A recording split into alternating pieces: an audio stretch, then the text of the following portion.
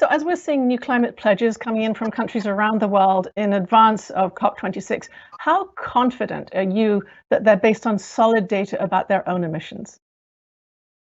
Well, so one of the issues that we need to close off the Paris Rule Book is on transparency, where precisely this point is that you have countries making commitments. We then want to see them providing the information in terms of transparency as to what progress they're making.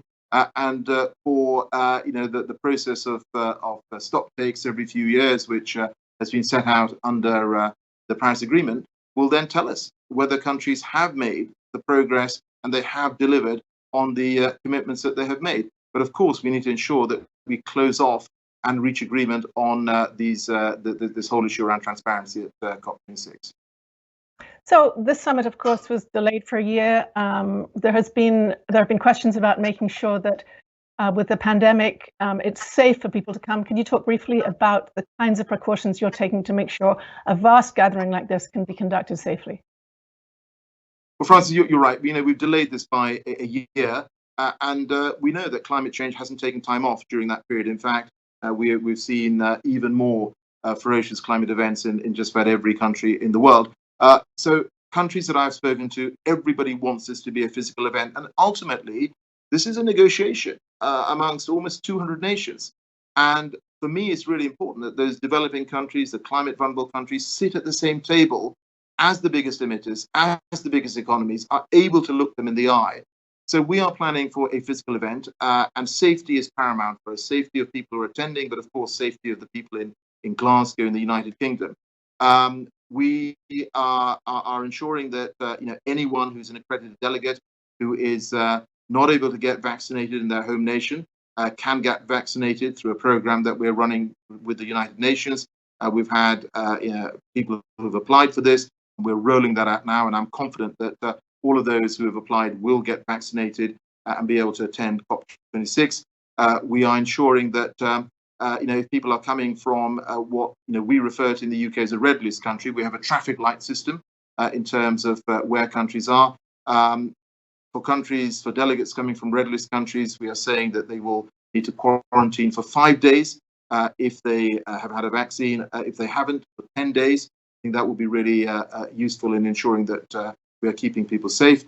And then, there's going to be a daily testing regime as well to come into the part of the conference where the negotiations are going to be taking place, the blue zone. And there are a range of other measures that we're putting in to make sure that this is a safe and secure event. And I just make this point, which is that any country that has organized a COP knows just how challenging, even in normal times, it is to organize an event of this magnitude. And we're doing this with COVID looming over us as well. And I've been very pleased by the conversations I've had with ministers around the world who have acknowledged the fact that the UK has really stepped up to the plate, and that we are doing a lot to ensure that this event can go ahead physically, and it's really important that it does.